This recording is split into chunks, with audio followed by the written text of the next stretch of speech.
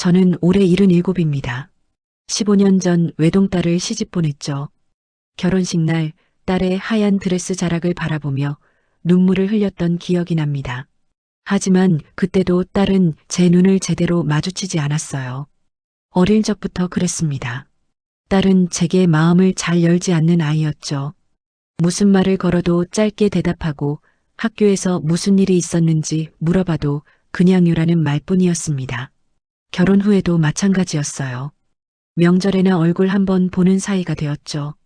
설날이나 추석에 잠깐 들렀다가 금방 가버리곤 했습니다. 엄마, 저희는 바빠서요라는 말만 남기고 말이에요. 저는 그럴 때마다 텅 빈 거실에 혼자 남아 한숨을 쉬었습니다. 친딸인데 이렇게 서먹할 수 있나 싶었죠. 하지만 사위 정민이는 달랐습니다. 처음 만났을 때부터 느낌이 남달랐어요. 결혼 전 인사를 하러 왔을 때 정민이는 제 손을 꼭 잡으며 말했습니다. 어머니, 잘 부탁드립니다. 제가 효도하겠습니다. 그 눈빛이 참 진실했어요. 거짓이 없는 맑은 눈이었죠. 나중에 알게 된 사실인데 정민이의 부모님은 정민이가 대학생이던 시절 교통사고로 세상을 떠나셨다고 합니다. 23세 어린 나이에 천외고아가 된 거죠. 장례를 치르고 혼자 남은 정민이는 학교를 다니면서 아르바이트를 3개나 했다고 해요. 그렇게 악착같이 살아온 아이였습니다. 정민이에게 제가 유일한 어머니였던 것 같아요. 결혼 후 정민이는 친아들처럼 저를 챙겼습니다. 매달 첫째 주 토요일이면 어김없이 용돈을 가져왔어요. 어머니, 이번 달 용돈입니다. 봉투를 내밀며 수줍게 웃던 모습이 눈에 선합니다. 저는 괜찮다고 젊은 사람들이 쓰라고 했지만 정민이는 고집을 부렸죠. 어머니께서 받아주셔야 제가 마음이 편합니다. 명절 때는 늘 정민이가 먼저 찾아왔습니다. 딸보다 항상 1시간은 일찍 와서 차례상을 차리는 걸 도와주곤 했어요.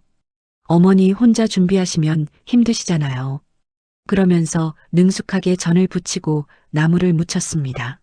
정민이 어머니가 살아계셨다면 아드님이 이렇게 요리를 잘한다고 자랑하셨을 텐데 그 생각을 하면 가슴이 먹먹했어요. 일주일에 한 번씩 안부 전화도 빼먹지 않았습니다. 화요일 저녁 6시 정확히 그 시간이면 정민이의 전화가 왔죠. 어머니, 저 정민이에요. 요즘 어떻게 지내세요?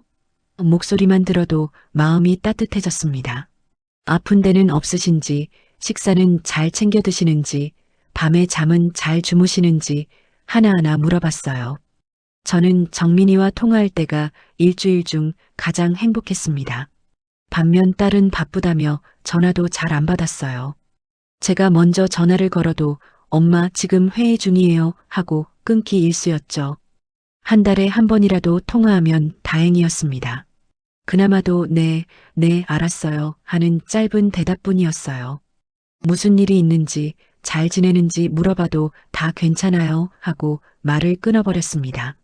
저는 딸보다 사위가 더 친자식 같다는 생각을 자주 했어요. 아니, 자주가 아니라 항상 그랬죠. 주변 사람들도 그랬습니다. 사위를 복 받으셨네요. 요즘 같은 세상에 저런 사위가 어디 있어요? 동네 슈퍼 아주머니가 그렇게 말했을 때 저는 괜히 어깨가 으쓱했어요.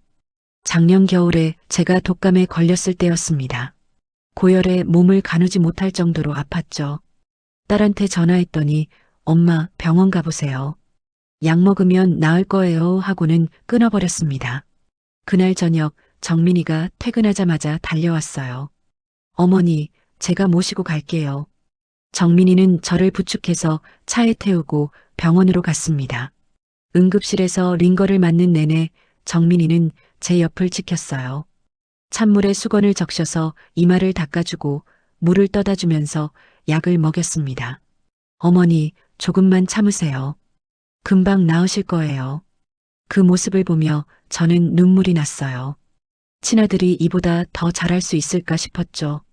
정민이는 그날부터 일주일 동안 매일 저희 집에 들렀습니다. 죽을 끓여주고 약 먹을 시간을 챙겨주고 집안 청소까지 해줬어요.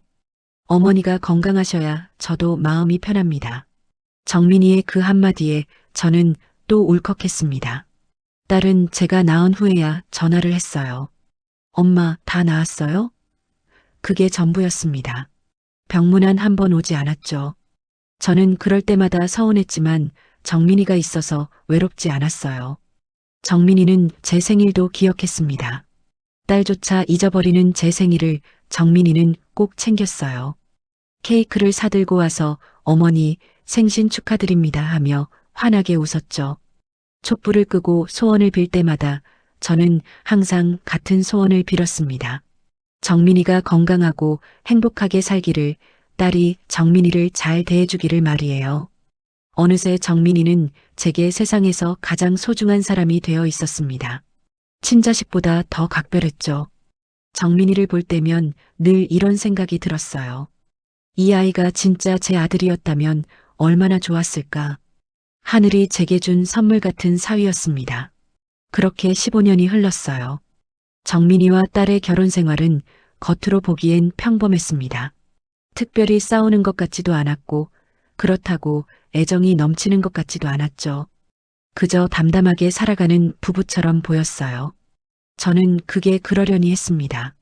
오래 산 부부들은 다 그런 거라고 생각했죠. 하지만 제가 몰랐던 게 있었습니다. 그 평범해 보이던 일상 뒤에 숨겨진 무서운 진실을 말이에요. 한 달 전이었습니다. 평소처럼 저녁 식사를 준비하고 있는데 딸에게서 전화가 왔어요. 드문 일이었죠. 딸이 먼저 전화를 하다니 혹시 무슨 좋은 일이라도 있나 싶어 서둘러 전화를 받았습니다. 엄마, 정민이가 사고가 났어요. 딸의 목소리가 들려왔어요. 심장이 철렁 내려앉았습니다. 손에 들고 있던 국자가 바닥에 떨어졌죠. 무슨 소리야? 정민이가 어떻게 됐는데? 저는 다급하게 물었어요. 집 계단에서 굴러떨어졌어요. 머리를 심하게 다쳤대요. 딸의 말이 계속 이어졌습니다. 병원으로 이송됐지만 이미 숨을 거둔 후였다고 했어요. 현관 계단에서 발을 헛디뎌 굴러떨어졌고 머리를 바닥에 강하게 부딪혔다는 거였죠. 구급차가 도착했을 땐 이미 늦었다고 했습니다. 그런데 이상했어요. 딸의 목소리가 너무 담담했습니다. 마치 날씨 이야기를 하듯 무덤덤하게 사실만을 전달하고 있었죠. 남편이 죽었는데 눈물 한 방울 없는 목소리였어요. 떨림도 흐느끼는 소리도 없었습니다. 저는 그 자리에서 주저앉았어요. 다리에 힘이 풀렸죠. 정민이가 죽었다고? 믿을 수가 없었습니다. 어제도 통화를 했는데 그제도 전화로 안부를 물었는데 그 아이가 세상을 떠났다니. 장례식장은 시립병원 영안실이에요. 오실 거면 오세요. 딸은 그렇게 말하고 전화를 끊었습니다. 위로의 말도 슬픔의 흔적도 없었어요. 저는 한참을 그 자리에 앉아 울었습니다. 통곡했죠. 가스레인지에 불도 끄지 못한 채 그냥 울기만 했어요. 정신을 차리고 급하게 옷을 갈아입었습니다. 손이 떨려서 단추를 제대로 채우지도 못했어요. 택시를 타고 병원으로 달려갔죠. 차 안에서도 눈물이 멈추지 않았습니다. 기사님이 괜찮으냐고 물었지만 대답할 수가 없었어요. 장례식장에 도착했을 때 이미 영정사진이 놓여 있었습니다. 정민이의 환한 미소가 액자 안에 있었어요. 그 사진을 보는 순간 또다시 눈물이 쏟아졌죠. 정민아, 정민아. 저는 영정 앞에 무릎을 꿇고 소리내어 울었습니다. 딸은 상주 자리에 앉아 있었어요. 검은 상복을 입고 있었지만 얼굴에는 아무런 감정도 없었습니다. 눈물 한 방울 보이지 않았죠. 그저 멍하니 앞을 바라보고 있을 뿐이었어요. 조문객들이 와서 절을 해도 기계적으로 고개만 숙였습니다. 따님이 너무 충격을 받으신 것 같네요. 눈물도 안 나오시나 봐요. 한 조문객이 제게 말했어요. 저는 고개를 끄덕였지만 속으로는 이상하다고 느꼈습니다. 충격을 받아서 그런 걸까요? 아니면 정말 슬프지 않은 걸까요? 조문객들도 수군거리기 시작했어요. 부인이 왜 저렇게 무표정하지? 남편이 죽었는데 눈물 한 방울 안 흘리네. 뭔가 이상하지 않아? 속삭이는 소리들이 귀에 들렸습니다. 저는 딸을 대신해서 고개를 숙이고 조문객들께 인사를 했어요. 빈소에는 정민이의 친구들과 회사 동료들이 많이 찾아왔습니다. 모두들 정민이의 죽음을 믿을 수 없다는 표정이었어요. 형이 그렇게 조심스러운 사람이었는데 계단에서 떨어지다니요.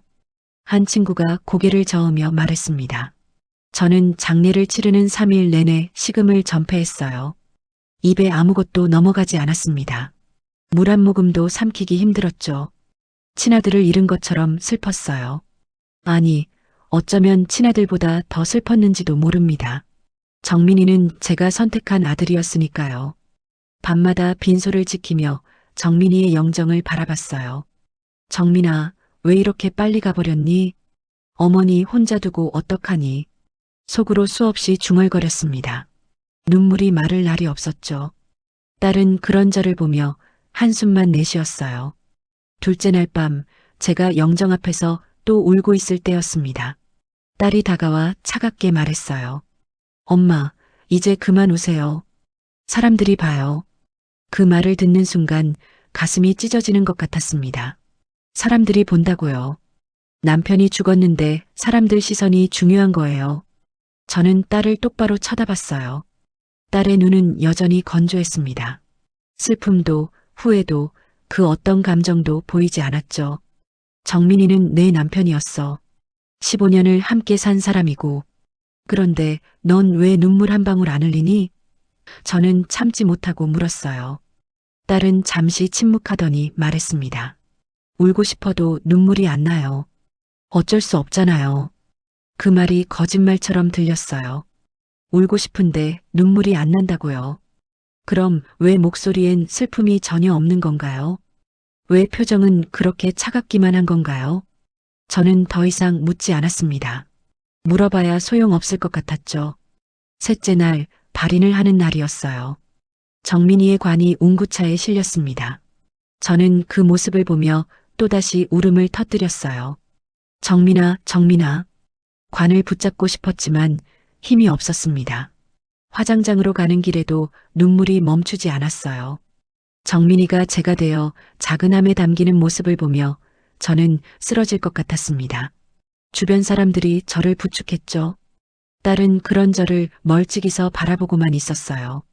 납골당에 정민이의 유골함을 안치하고 나서야 장례가 끝났습니다. 모든 게 끝났어요. 정민이는 이제 정말 이 세상 사람이 아니었습니다. 저는 그 자리에서 한참을 움직이지 못했어요. 집으로 돌아온 후에도 저는 며칠간 잠을 이루지 못했습니다. 눈을 감으면 정민이의 얼굴이 보였어요. 환하게 웃던 모습, 어머니하고 부르던 목소리, 따뜻하게 제 손을 잡아주던 느낌, 모든 게 생생했습니다. 밤마다 악몽을 꿨어요. 정민이가 계단에서 떨어지는 꿈이었죠. 어머니 살려주세요 하고 손을 뻗는데 제가 잡지 못하는 꿈. 그럴 때마다 식은땀을 흘리며 깼습니다. 식사도 제대로 못했어요. 밥을 떠먹으려고 하면 정민이 생각이 나서 목이 메었습니다. 정민이가 끓여주던 죽, 사다 주던 반찬들, 함께 먹던 식사 시간. 모든 게 그리웠어요. 일주일이 지나도 슬픔은 가시지 않았습니다. 아니, 시간이 갈수록 더 깊어지는 것 같았어요. 정민이 없는 세상이 너무 허전했죠. 화요일 저녁 6시가 되면 전화를 기다렸다가 울곤 했습니다. 이제 그 전화는 영영 오지 않을 테니까요. 그렇게 슬픔 속에서 하루하루를 보내고 있었어요. 정민이를 잃은 슬픔에서 헤어나올 수 없었습니다. 그런데 저는 아직 몰랐어요. 이 슬픔이 시작에 불과하다는 걸 말이죠. 장례를 치른 지 2주쯤 지났을 때였어요. 여전히 정민이 생각에 잠을 제대로 못 자고 있을 때였죠. 그날 오후 초인종이 울렸습니다. 문을 열어보니 딸이 서 있었어요. 손에는 커다란 상자 2개를 들고 있었습니다. 엄마가 정리하세요. 저는 바빠서 볼 시간이 없어요. 딸은 현관에 상자를 내려놓으며 그렇게 말했어요. 정민이의 유품이라고 했습니다. 옷가지며 책이며 개인 물품들이 담겨 있다고 했죠. 저는 어이가 없었어요. 남편의 유품을 정리할 시간도 없다니. 내가 정민이 아내잖니. 내가 정리해야 하는 거 아니니? 제가 물었습니다. 딸은 시계를 보며 말했어요. 엄마, 저 회의 있어서 가봐야 해요. 정민이는 엄마가 더 아끼셨잖아요. 엄마가 정리하시는 게 나을 것 같아서요. 그 말이 맞긴 했어요. 하지만 뭔가 석연치 않았습니다. 남편이 죽은 지 겨우 2주밖에 안 됐는데 벌써 유품을 치우다니. 게다가 직접 정리하지도 않고 저한테 넘기다니. 딸의 그런 모습이 낯설고 두려웠어요. 그래도 제가 뭔가 말하려는데 딸은 이미 현관문을 나서고 있었습니다. 엄마, 그럼 저 갈게요. 발걸음도 가벼웠죠. 슬픔의 흔적이라곤 찾아볼 수 없었어요. 혼자 남은 저는 거실 바닥에 놓인 상자를 바라봤습니다. 한참을 그렇게 서 있다가 천천히 상자를 열었어요. 제일 위에는 정민이가 자주 입던 회색 스웨터가 있었습니다. 손으로 만져보니 아직도 정민이 냄새가 남아있는 것 같았어요. 저는 그 스웨터를 꺼내 얼굴에 대고 한참을 울었습니다. 정민아, 정민아. 옷에서 정민이가 느껴지는 것 같았죠. 따뜻했던 그 아이의 체온이, 다정했던 목소리가 생생하게 떠올랐어요. 상자 안에는 정민이의 물건들이 가득했습니다. 손때 묻은 수첩이 나왔어요. 펼쳐보니 업무 관련 메모들과 함께 작은 글씨로 뭔가 적혀 있었습니다. 어머니 생신 선물 준비하기 석 달 전에 적어놓은 메모였어요. 제 생일을 그렇게 미리 준비하고 있었던 거죠. 다음에는 지갑이 나왔습니다. 제가 3년 전 정민이 생일에 선물한 갈색 가죽 지갑이었어요. 어머니가 주신 건데 버릴 수가 없어요. 평생 쓸 거예요. 정민이가 그때 그렇게 말했었죠. 지갑을 열어보니 안에 제 사진이 들어 있었습니다. 명절 때 찍은 가족 사진이었어요. 책도 여러 권 있었어요. 정민이가 좋아하던 역사책들이었습니다. 책갈피가 꽂힌 페이지를 펼쳐보니 밑줄이 그어져 있었어요. 효도는 사람의 도리이자 하늘의 이치다. 정민이는 그런 문장의 줄을 그어가며 읽었던 거죠. 하나하나 꺼낼 때마다 눈물이 났어요.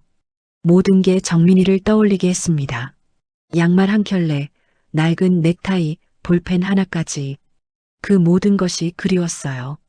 저는 오후 내내 그렇게 울면서 유품을 정리했습니다. 사흘째 되던 날 오후였어요.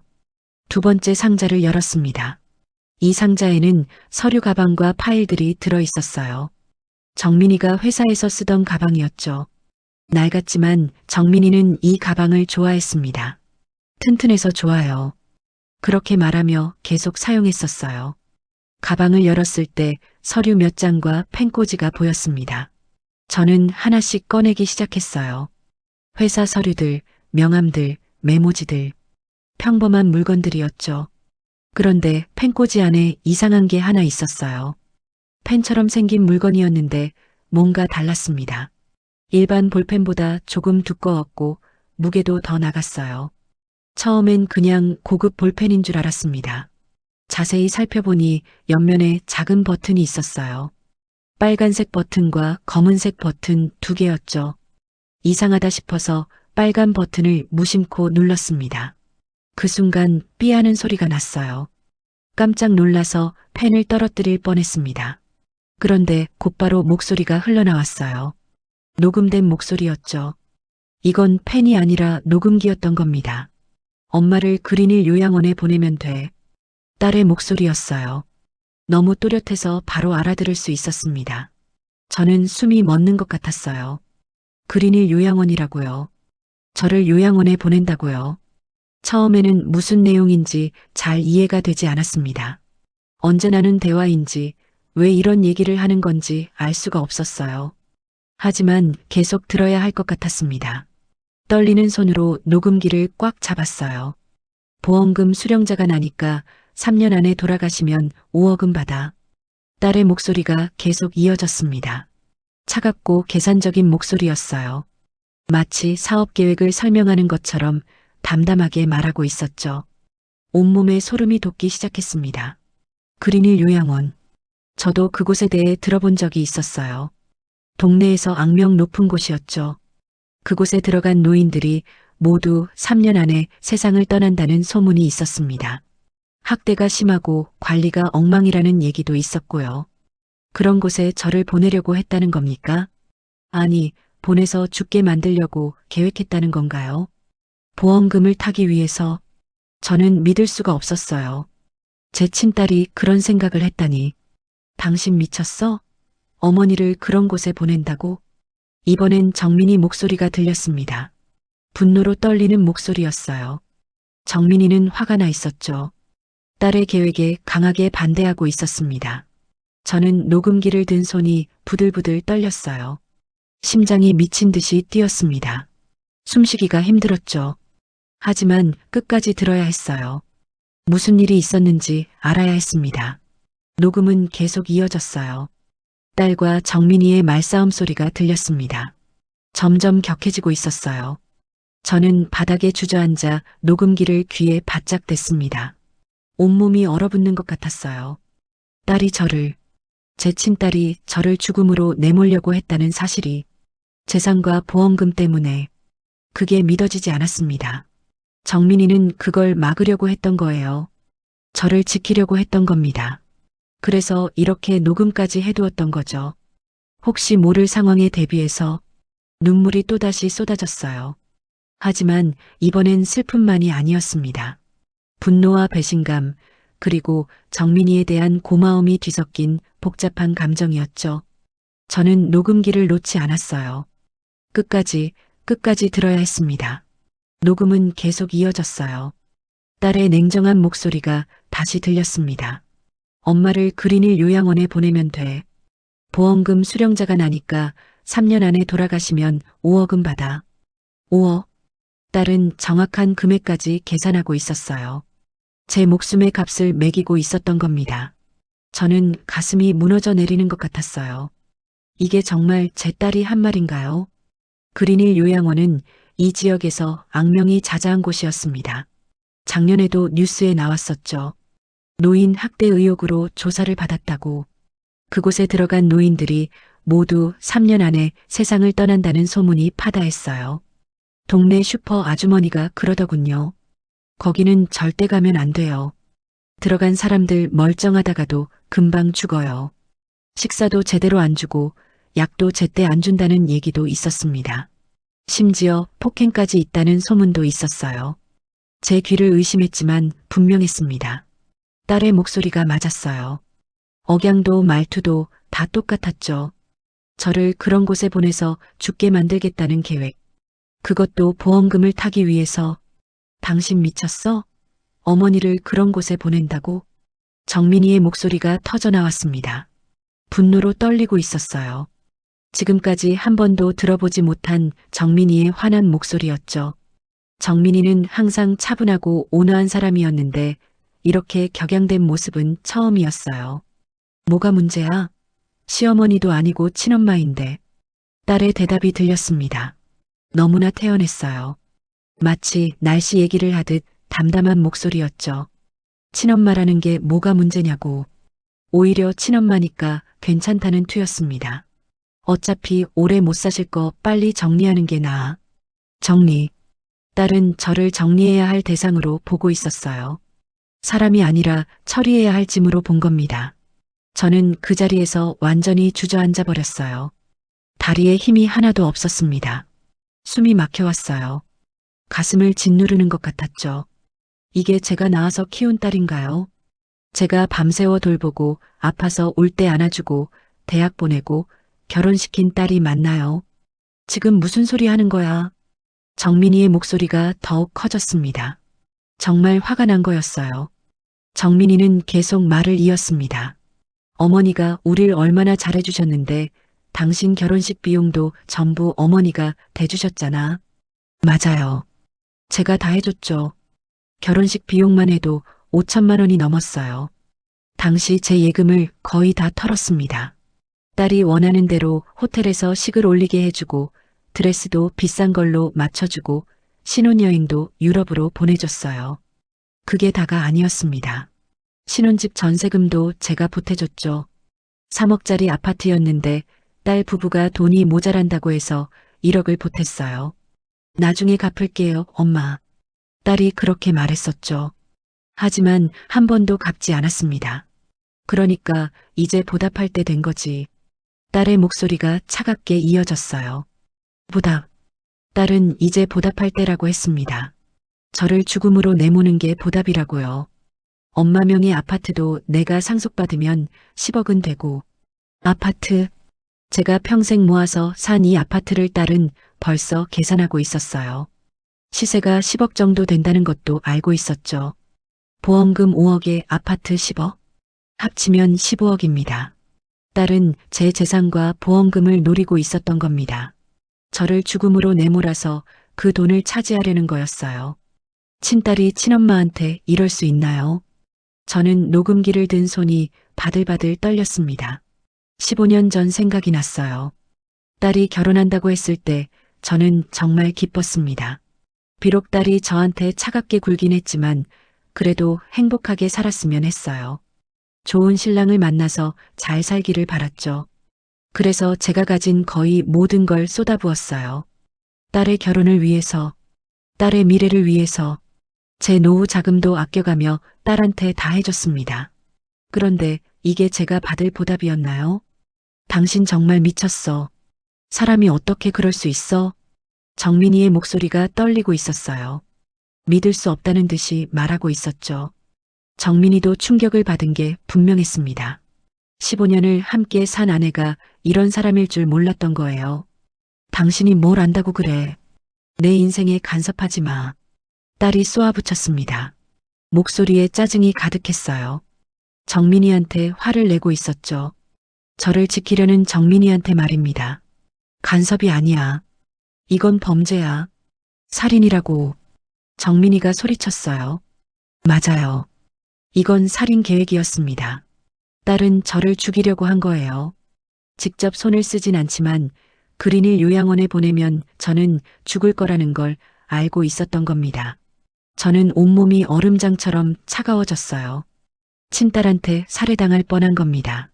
아니, 정민이가 막지 않았다면 이미 그 요양원에 들어가 있었을지도 모르죠. 정민이는 이런 딸의 만행을 혹시 모를 상황에 대비해 녹음하고 있었던 거예요. 딸 몰래 녹음기를 켜두고 증거를 남긴 겁니다. 무슨 일이 생길지 모르니까 저를 지키기 위해서. 눈물이 멈추지 않았어요. 하지만 이번엔 정민이에 대한 고마움과 미안함이었습니다. 정민이는 끝까지 저를 지키려고 했던 거예요. 친어머니처럼 생각하고 목숨을 걸고 지키려 했던 겁니다.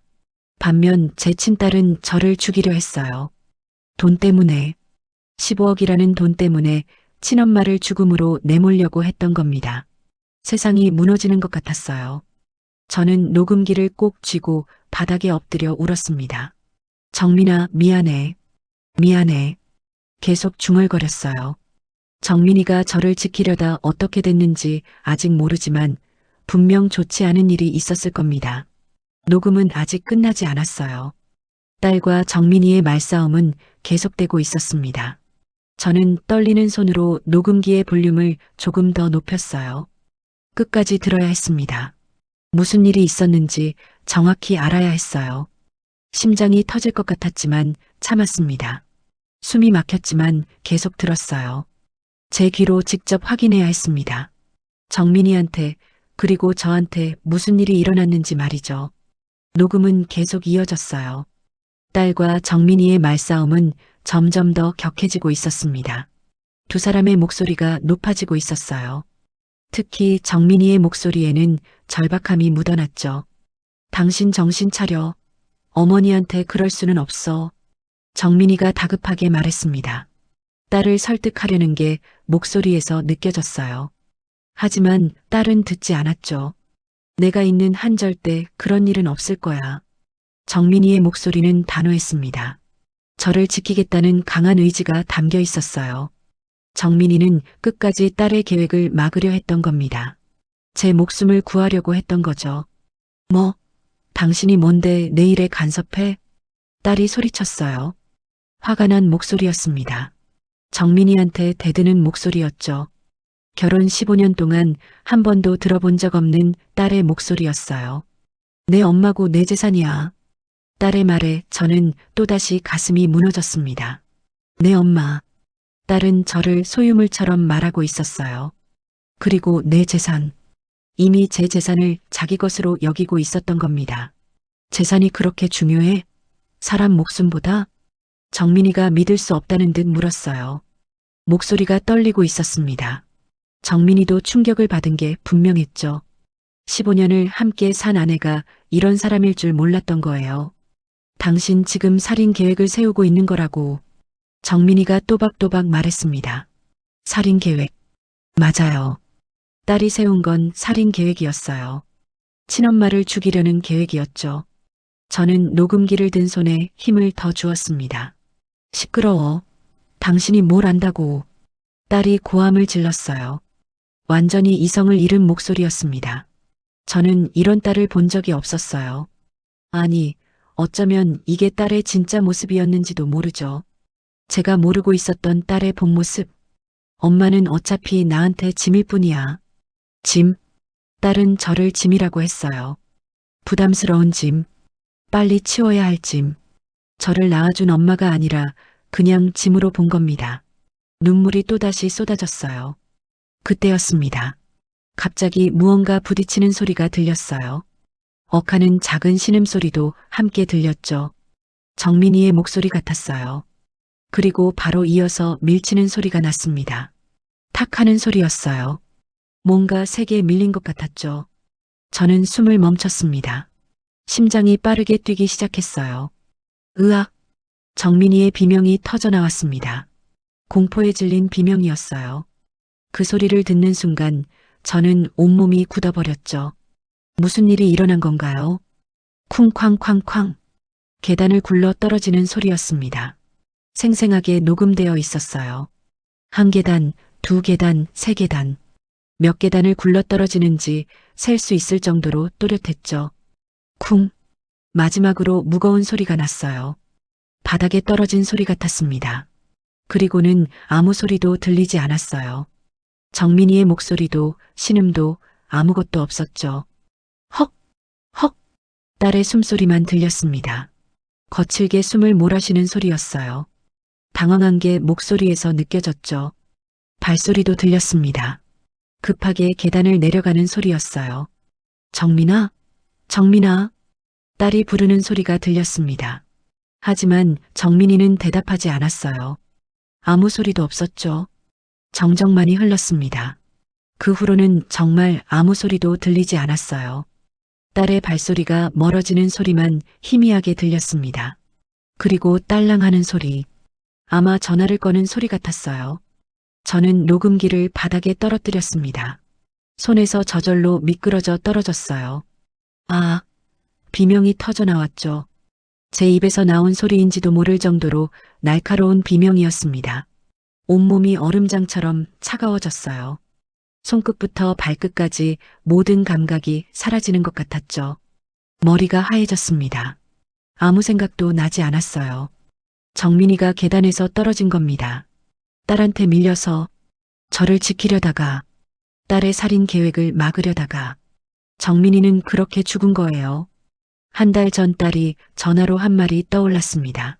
집 계단에서 굴러떨어졌어요. 머리를 심하게 다쳤대요. 사고가 아니었어요. 사고가 아니었던 겁니다. 딸이 정민이를 밀었던 거예요. 말싸움을 하다가 화가 나서 밀어버린 겁니다. 정민이는 그렇게 계단을 굴러 떨어져서 머리를 바닥에 부딪혀 죽었던 거죠. 저는 바닥에 엎드려 울기 시작했습니다. 정민아, 정민아. 계속 이름을 불렀어요. 하지만 정민이는 대답하지 않았죠. 이미 이 세상 사람이 아니니까요. 정민이는 저를 지키려다 죽었습니다.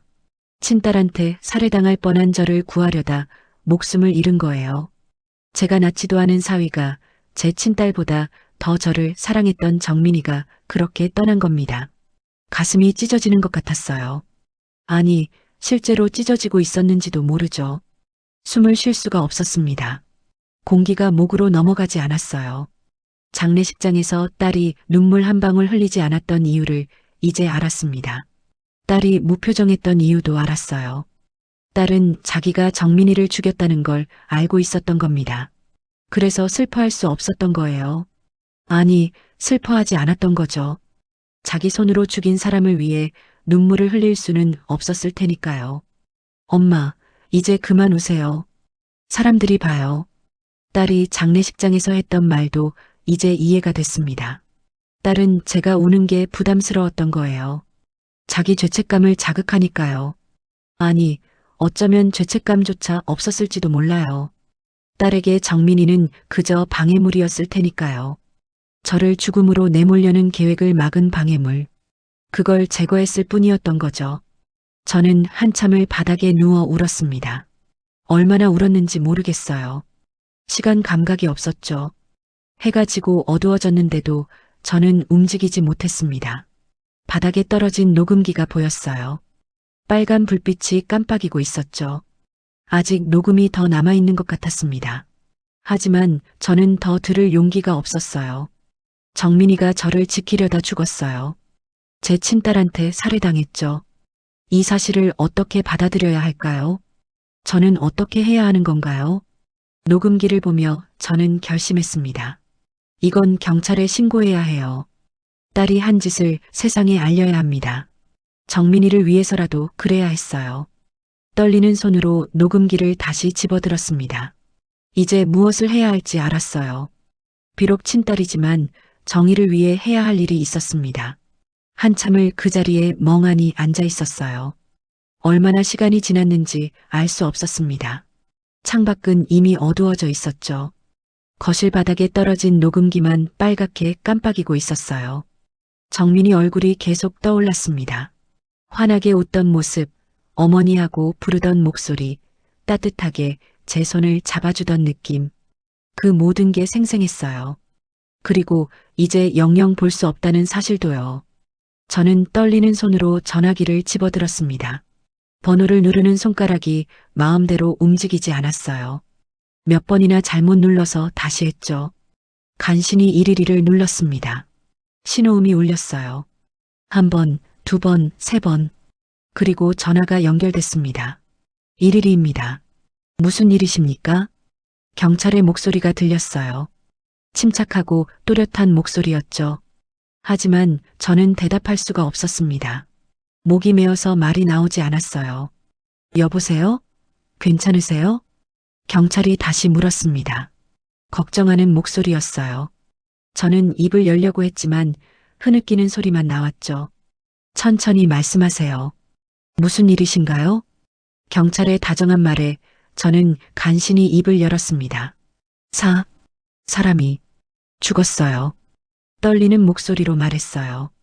지금 어디 계신가요? 주소 말씀해 주세요. 경찰이 물었습니다. 저는 주소를 말했어요. 그리고 한 달 전 죽은 사위 이야기를 했습니다. 계단에서 떨어져 죽었다고 알려진 정민이 이야기를요. 그런데 녹음기를 발견했어요. 제 딸이 사위를 밀었어요. 말을 하는데도 믿기지 않았습니다. 제 입으로 직접 말하고 있는데도 현실 같지 않았어요. 30분 후 경찰이 집으로 찾아왔습니다. 2명이었어요. 한 명은 나이가 지긋한 남자 경찰이었고 다른 한 명은 젊은 여자 경찰이었죠. 신고하신 분이십니까? 남자 경찰이 물었어요. 저는 고개를 끄덕였습니다. 여자 경찰이 제 옆에 앉으며 말했어요. 괜찮으세요? 물 좀 드릴까요? 저는 고개를 저었습니다. 그리고 바닥에 떨어진 녹음기를 가리켰어요. 저기 있어요. 남자 경찰이 녹음기를 집어들었습니다. 조심스럽게 다루는 모습이었어요. 이게 증거물인가요? 네. 들어보세요. 제발 들어보세요. 저는 간절하게 말했어요. 경찰들은 서로 눈빛을 교환하더니 녹음기의 재생 버튼을 눌렀습니다. 딸의 목소리가 흘러나왔어요. 엄마를 그린힐 요양원에 보내면 돼. 보험금 수령자가 나니까 3년 안에 돌아가시면 5억은 받아. 경찰들의 표정이 굳어졌습니다. 심각한 표정으로 녹음을 계속 들었어요. 정민이와 딸의 말싸움 소리, 점점 격해지는 목소리들, 그리고 마지막 비명 소리까지 쿵쾅쾅쾅. 계단을 굴러떨어지는 소리가 거실에 울려 퍼졌습니다. 경찰들도 숨을 죽이고 들었어요. 녹음이 끝나자 잠시 침묵이 흘렀습니다. 이것은 중요한 증거입니다. 남자 경찰이 무겁게 말했어요. 여자 경찰도 고개를 끄덕였죠. 따님을 조사해야 할 것 같습니다. 신고인분께서 진술서를 작성해 주셔야 하고요. 저는 고개를 끄덕였어요. 친딸이었지만 다른 선택지가 없었습니다. 아들처럼 저를 지키려다 죽은 정민이를 생각하니 망설여지지 않았어요. 따님 연락처를 알려주실 수 있으신가요? 여자 경찰이 물었습니다. 저는 떨리는 손으로 휴대폰을 꺼내 딸의 번호를 알려줬어요. 경찰들은 메모를 하고 녹음기를 증거물 봉투에 넣었습니다. 내일 경찰서로 나오셔서 상세한 진술을 해주셔야 합니다. 괜찮으시겠어요? 네, 괜찮아요. 저는 대답했어요. 사실 괜찮지 않았습니다. 온몸이 떨렸고 머리가 지끈거렸죠. 하지만 해야 할 일이었어요. 경찰들이 돌아간 후 저는 잠을 이룰 수 없었습니다. 밤새 천장만 바라보고 누워 있었어요. 내일이면 딸이 조사를 받을 겁니다. 제 신고 때문에요. 며칠이 지났습니다. 경찰서에서 진술을 마쳤고 녹음기는 정식 증거물로 채택됐어요. 딸은 여러 차례 조사를 받았다고 했습니다. 그리고 일주일 후 딸이 체포됐다는 연락을 받았어요. 존속살해 미수와 과실치사 혐의였습니다. 저는 그날 하루 종일 창문 앞에 서 있었어요. 오후 3시쯤이었습니다. 경찰차 한 대가 딸의 집 앞에 섰어요. 저는 커튼 뒤에 숨어서 지켜봤습니다. 경찰 2명이 현관문을 두드렸죠. 잠시 후 문이 열렸습니다. 딸이 나왔어요. 회색 후드티를 입고 있었죠. 경찰이 뭔가 말하는 게 보였습니다. 아마 체포 영장을 보여주는 것 같았어요. 딸은 무표정했어요. 놀라는 기색도 저항하는 모습도 없었습니다. 그저 고개를 끄덕이고 경찰을 따라갔죠. 수갑이 채워지는 모습이 보였어요. 딸은 체포되면서도 저를 한 번도 쳐다보지 않았습니다. 고개를 숙인 채 경찰차 뒷좌석에 올라탔어요. 창문 너머로 보이는 딸의 옆모습은 여전히 무표정했죠. 경찰차가 출발했습니다. 천천히 멀어지는 차를 보며 저는 눈물을 흘렸어요. 제 손으로 친딸을 신고했습니다. 경찰에 넘겼죠. 하지만 후회는 없었어요. 이것이 옳은 일이라고 스스로를 다독였습니다. 정민이는 저를 지키려다 죽었어요. 그 진실을 밝히는 게 제가 할 수 있는 최소한의 도리였죠. 저는 창문에서 돌아서서 정민이의 영정 사진을 꺼냈습니다. 장례식 때 쓰던 액자였어요. 정민아, 이제 진실이 밝혀졌어. 내가 남긴 녹음 덕분이야. 정민이가 남긴 녹음기. 그게 없었다면 영영 진실을 몰랐을 거예요. 딸은 아무렇지 않게 살았겠죠. 정민이를 죽인 사실을 숨긴 채요. 하지만 정민이는 끝까지 저를 지켰습니다. 죽음 앞에서도 증거를 남겼어요. 혹시 모를 상황을 대비해서 녹음을 했던 거죠. 그 덕분에 진실이 밝혀진 겁니다. 다음 날 경찰서에서 연락이 왔어요. 딸이 범행을 자백했다고 했습니다. 녹음 내용을 들려주니 부인할 수 없었던 거죠. 재판을 기다리게 될 거라고 했어요. 저는 전화를 끊고 한숨을 쉬었습니다. 끝났어요. 아니, 이제 시작인지도 모르죠. 재판이 남아있으니까요. 하지만 가장 힘든 부분은 지나간 것 같았어요. 정민이의 사진을 안고 저는 조용히 울었습니다. 고마워, 정민아. 끝까지 날 지켜줘서. 사진 속 정민이는 환하게 웃고 있었어요. 마치 괜찮다고 잘했다고 말하는 것 같았죠. 석 달 후 재판이 시작됐습니다. 법원에 도착했을 때 이미 많은 사람들이 와 있었어요. 방청석을 가득 메운 사람들, 기자들, 카메라까지. 이 사건이 언론에 크게 보도됐던 거죠. 친딸이 친어머니 살해 계획사위가 남긴 녹음기로 진실 밝혀져 신문 기사 제목들이 떠올랐어요. 저는 고개를 숙인 채 법정 안으로 들어갔습니다. 딸은 이미 피고인석에 앉아 있었어요. 회색 수의를 입고 있었죠. 머리는 단정하게 묶여 있었고 얼굴은 여전히 무표정했습니다. 저는 방청석 맨 앞에 앉았어요. 재판을 시작하겠습니다. 판사가 말했습니다. 딸은 존속살해 미수와 과실치사 혐의로 기소됐어요. 검사가 일어서서 기소 내용을 낭독하기 시작했습니다. 피고인은 친모를 악명 높은 요양원에 보내 사망하게 만들려 했습니다. 검사의 목소리가 법정에 울려 퍼졌어요. 저는 숨을 참았습니다. 보험금 5억 원과 부동산 상속을 목적으로 한 계획적 범행이었습니다. 사람들이 웅성거렸어요. 방청석에서 한숨소리가 들렸죠. 어떻게 친엄마를. 누군가 작게 속삭였습니다. 검사는 증거물을 제시했어요. 정민이가 남긴 녹음기였습니다. 법정에 녹음 내용이 흘러나왔죠. 딸의 차가운 목소리가 법정 전체에 퍼졌어요. 엄마를 그린힐 요양원에 보내면 돼. 보험금 수령자가 나니까 3년 안에 돌아가시면 5억은 받아. 방청석에서 탄식 소리가 터져나왔습니다. 사람들이 고개를 저었어요. 저는 눈을 감았습니다. 다시 들어도 가슴이 찢어지는 것 같았죠. 녹음은 계속 이어졌어요. 정민이와 딸의 말싸움, 점점 격해지는 소리, 그리고 마지막 비명과 계단을 굴러떨어지는 소리까지. 법정은 숨죽인 듯 조용했습니다. 피고인은 이를 막으려던 남편 정민 씨를 계단에서 밀어 사망하게 했습니다. 검사가 단호하게 말했어요. 이는 명백한 살인 행위입니다. 딸의 변호사가 일어났습니다. 중년의 남자 변호사였어요. 재판장님, 이는 단순한 부부싸움 중 우발적으로 발생한 사고입니다. 변호사는 딸을 변호하려 애썼어요. 피고인에게 살인 의도는 없었습니다. 격한 감정 상태에서 실수로. 하지만 검사가 끊어 말했습니다. 녹음 내용을 들으셨습니까? 피고인은 침몰을 죽음으로 내몰 계획을 세웠습니다. 이를 막던 남편을 밀쳐 살해했고요. 우발적이라고 보기엔 너무 명확한 동기가 있습니다. 보험금과 재산이라는 명백한 이득이요. 변호사는 더 이상 반박하지 못했어요. 녹음 내용 앞에서는 무력했죠. 증거가 너무나 확실했으니까요. 재판은 몇 시간 동안 계속됐습니다. 증인 신문도 있었어요. 정민이의 친구들이 나와서 증언했죠.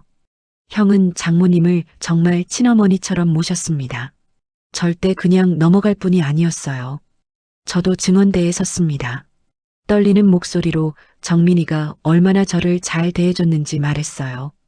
그리고 딸이 얼마나 차갑게 굴었는지도요. 법정에서 딸은 한 번도 제 눈을 마주치지 않았습니다. 고개를 숙이거나 다른 곳을 보고 있었어요. 저 역시 딸을 똑바로 볼 수 없었죠. 제가 낳은 딸이 맞나 싶었습니다. 마지막 진술 시간이 왔어요. 판사가 딸에게 물었습니다. 피고인 할 말 있습니까? 딸은 천천히 일어났어요. 잠시 침묵이 흘렀죠. 그리고 작은 목소리로 말했습니다. 죄송합니다. 그게 전부였어요. 누구에게 죄송한지, 무엇이 죄송한지도 말하지 않았습니다. 딸은 다시 앉았어요. 판사가 최종 판결을 내리기 위해 퇴정했습니다. 30분 정도 지났을까요? 판사가 다시 들어왔어요. 법정이 다시 조용해졌습니다. 피고인을 징역 12년에 처한다. 판사의 목소리가 울렸어요. 방청석에서 웅성거림이 터져나왔습니다. 12년. 딸은 12년 동안 감옥에 있게 되는 겁니다. 피고인은 친모를 살해하려 했고 이를 막던 배우자를 사망에 이르게 했습니다.